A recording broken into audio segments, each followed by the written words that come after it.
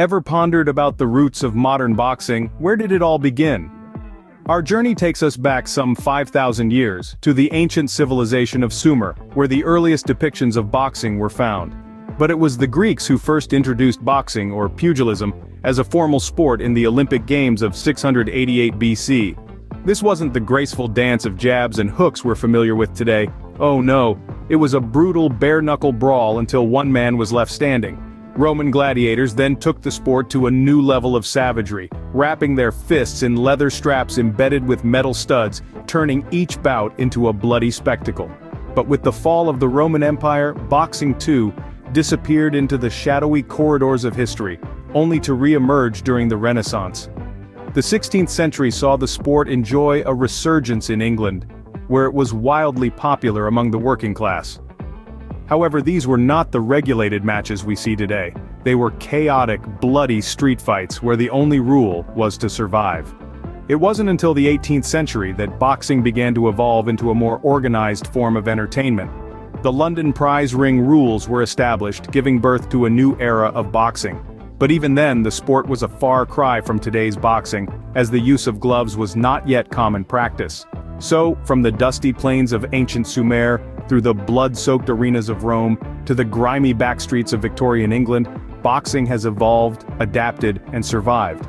It has transformed from a brutal survival contest into a disciplined sport of strategy, strength, and speed, revered for its combination of raw power and elegant finesse. So, the next time you watch a boxing match, remember it's not just a sport, it's a legacy spanning thousands of years. Did you know that betting played a crucial role in boxing's evolution? Intrigued? Let's delve a little deeper. In the nascent stages of boxing, the sport was primarily associated with the aristocracy. Noblemen would place bets on their chosen champions, adding an extra layer of thrill to the physical contest. The stakes were high, and the excitement palpable. The sport, however, was not limited to the upper echelons of society.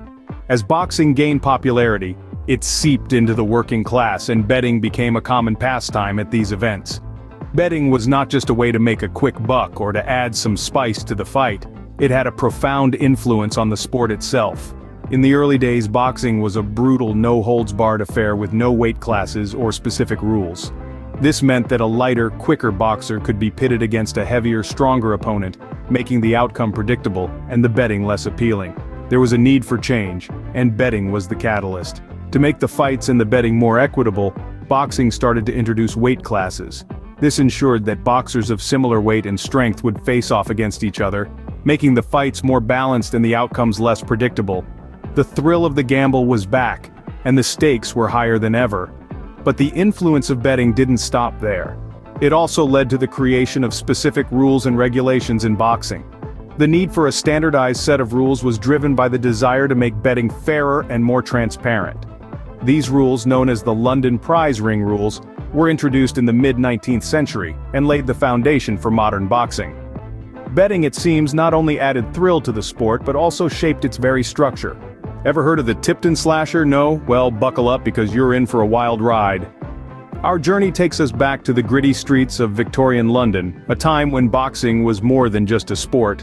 It was a spectacle, a test of character, and at the heart of it all was a man known as the Tipton Slasher.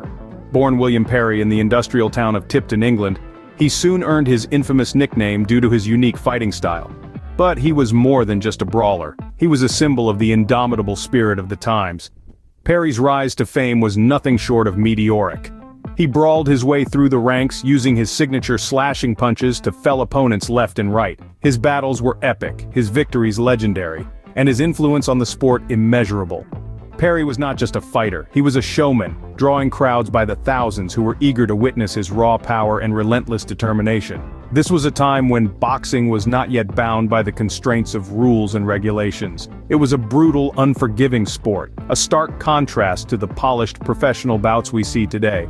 But it was in this unforgiving world that the Tipton Slasher thrived, his name becoming synonymous with the spirit and grit of boxing's golden age. But Perry's influence extended beyond the ring. He and his contemporaries were instrumental in popularizing boxing among the masses. They turned the sport into a spectacle, a form of entertainment that captivated audiences and sparked a surge of interest in boxing that has lasted to this day.